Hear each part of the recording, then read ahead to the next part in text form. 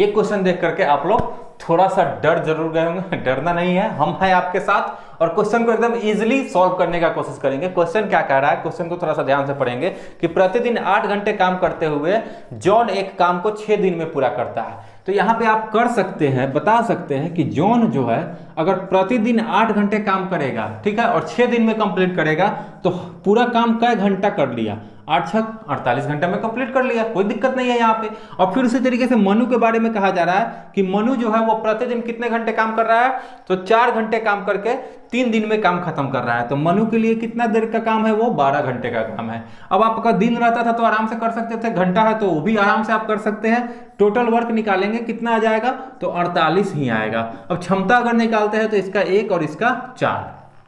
अब क्वेश्चन क्या कह रहा है कि यदि दोनों कोई मिल जाए, ठीक है, दोनों कोई मिल करके प्रतिदिन कितना घंटे काम करे, 9.3/5 घंटे काम करेगा तो कितना दिन में काम खत्म होगा। तो भाई जब दोनों कोई मिल जाएगा तो कितना काम होगा, 5 काम हो जाएगा। कै घंटा में, ये घंटा है, दिन रहता तो 1 दिन में, यहाँ पे घंटा है तो 1 घंटे में कितना काम होगा, 5 काम होगा। अब कितना घंटा हर दिन काम कर रहा है, तो 9.3/5 है, यानी इसको अगर हम तोड़ेंगे तो 9 × 45 और 3 48/5। अब यहां से आपका आ जाएगा कि कितना काम हो जाएगा, 1 दिन में 48 काम होगा और आपसे 48 काम ही करवाना है। तो कितना दिन का काम है, मात्र 1 दिन का काम है। यानी कि ये जो आपका आया है टोटल वर्क 48, सॉरी हाँ कोई भी 48 रखेंगे, 48 जो आपका आया है इसको क्षमता से भाग करेंगे, यानी कि 1 दिन आपका इस क्वेश्चन को इस काम को करने में लगेगा। कोई दिक्कत नहीं है, बस सिंपल सा क्वेश्चन था। आपको सिर्फ लैंग्वेज में बताया था कि प्रतिदिन घंटे का दे दिया हुआ था और इतना दिन में काम खत्म कर रहा है। आपको सिर्फ डिस्ट्रैक्ट कर रहा है कि आपसे नहीं बनेगा क्वेश्चन, लेकिन हार नहीं मानना है। जब तक हम आपके साथ हैं आपको हार नहीं मानना है, आपको हर क्वेश्चन को टच करना है, हर क्वेश्चन को प्रैक्टिस करना है, हर क्वेश्चन के लेवल जो भी आपका होने वाला है वो सारे लेवल को हम बता पा रहे हैं यहाँ पे। आप ध्यान से बने रहिएगा हमारे चैनल पे, हमारे वीडियोस को पर डे देखते रहिएगा। हम पर डे एक वीडियो सुबह और एक वीडियो शाम में जरूर अपलोड करते हैं, तो थोड़ा सा ध्यान रखेंगे, हमारे चैनल को ग्रो करवाने की कोशिश करेंगे। चलिए बढ़ते हैं अगले क्वेश्चन। ये क्वेश्चन आपका मेंसुरेशन का है और बेलन से क्वेश्चन है। क्वेश्चन को ध्यान से पढ़ेंगे, क्या क्या कह रहा है कि एक बेलनाकार स्तंभ है जिसका व्यास दे रखा है कितना सेंटीमीटर, 85 सेंटीमीटर। व्यास कहने का मतलब है कि उसका डायमीटर है कितना है, 85 सेंटीमीटर। अब एक चीज ध्यान रखेंगे कि जो ऊंचाई दे रखा है वो किस चीज में दे रखा है, मीटर में, यानी कि जो बेलन है उसका ऊंचाई कितना है, तो 7 मीटर है। यहाँ पे यूनिट का खेल है, यूनिट के खेल में अगर आपको फंसाया हुआ है, बाकी कुछ नहीं है। अगर ये आपका क्या है तो इसको सेंटीमीटर है तो इसको मीटर में बदलते हैं हम। क्यों कैसे बदलेंगे, तो 100 से भाग करके, यानी कि इतना सेंटीमीटर वो क्या हो गया, तो व्यास, सॉरी अब ये किस चीज में बदल गया, तो मीटर में बदल चुका है। अब अगर ये मीटर में बदल चुका है तो इसका आधा, यानी कि व्यास का आधा क्या होता है, त्रिज्या होता है। यानी कि त्रिज्या कितना हो जाएगा, 85/100 तो व्यास। अब इसको 2 से भाग करेंगे तो यानी कि 1/2, तो सीधे हम नीचे में कर देते हैं, ये 200 हो जाएगा, ठीक है, 85/200। अब यहाँ पे इसको काटिएगा मत, इतना मीटर ये आर आप रहने देंगे।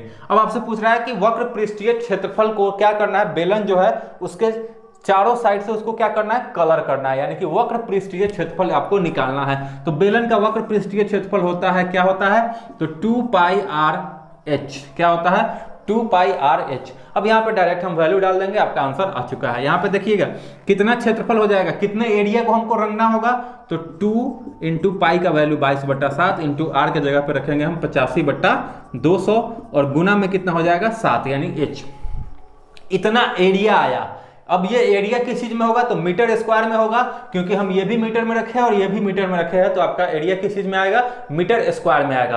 अब आपको बताना है कि 1 मीटर स्क्वायर को कलर करने का खर्चा 20 रुपए है, तो इतना मीटर स्क्वायर को कलर करने का खर्चा कितना होगा, एक बार 20 से हम इसको और गुना कर देंगे, डायरेक्ट आपका आंसर ही आ जाएगा। अब यहाँ पे ध्यान देंगे, 7 से ये 7 कट जाएगा, ये देखेंगे 20 से ये 10 बार में कट जाएगा, 2 से ये 5 बार में कट जाएगा, 5 से ये 17 बार में, यानी कि 17 को 22 से गुना करना है सिंपली।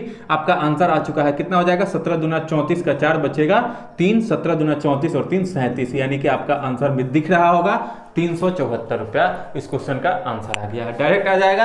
अगर यहीं पे आप कैलकुलेशन कर लेंगे एक ही बार में तो आपका बन जाएगा जल्दी से। चलिए बढ़ते हम लोग अगले क्वेश्चन की ओर। आई होप कि आपको ये सेशन अच्छा लग रहा होगा, तो प्लीज वीडियो में एंड तक बने रहिएगा। वीडियो थोड़ा सा लंबा होगा, कोई दिक्कत नहीं है, जब तक इसको आप नहीं देखिएगा, एक एक क्वेश्चन के कॉन्सेप्ट को नहीं समझिएगा, फिर आपकी तैयारी अधूरी रहेगी। तो चलिए बढ़ते हम लोग अगले क्वेश्चन की ओर। देखिए ये क्वेश्चन आपका चक्रवृद्धि ब्याज का है और चक्रवृद्धि ब्याज के क्वेश्चन को हम लोग बहुत आसानी से उड़ा सकते हैं, बस बशर्ते हमको थोड़ा सा कॉन्सेप्ट याद होना चाहिए कि परसेंटेज का कॉन्सेप्ट। देखिए परसेंटेज जिसका क्लियर है ना, आराम से उड़ा सकते हैं क्वेश्चन को। कह रहा है क्वेश्चन की 1600 रुपए की राशि है, 15% के रेट से 2 वर्ष का चक्रवृद्धि ब्याज क्या होगा। तो इसको बनाने का बहुत सारा तरीका है, आपको टेबल भी हम याद करवाएंगे कि 15% का रेट है, 2 साल समय है। कितने साल समय है? 2 साल। तो इसके लिए CI जो होता है वो क्या होता है? तो 15 दूना 30, यानी कि एक बार गुना तो जरूर करेंगे, और प्लस रेट का स्क्वायर बाई 100, तो 225/100, यानी कि 100 से अगर हम इसको भाग देते हैं तो ये क्या हो जाता है? पॉइंट के बाद 2 अंक हो जाएगा। ये हो जाएगा आपका कितना परसेंट? तो 32.25% क्या हो जाएगा? चक्रवृद्धि ब्याज। अब ये कितने का होगा? तो जितना रुपया लिया हुआ रहेगा 1600 का कितना निकाल देना है, आपका आंसर आ चुका है 32.25%।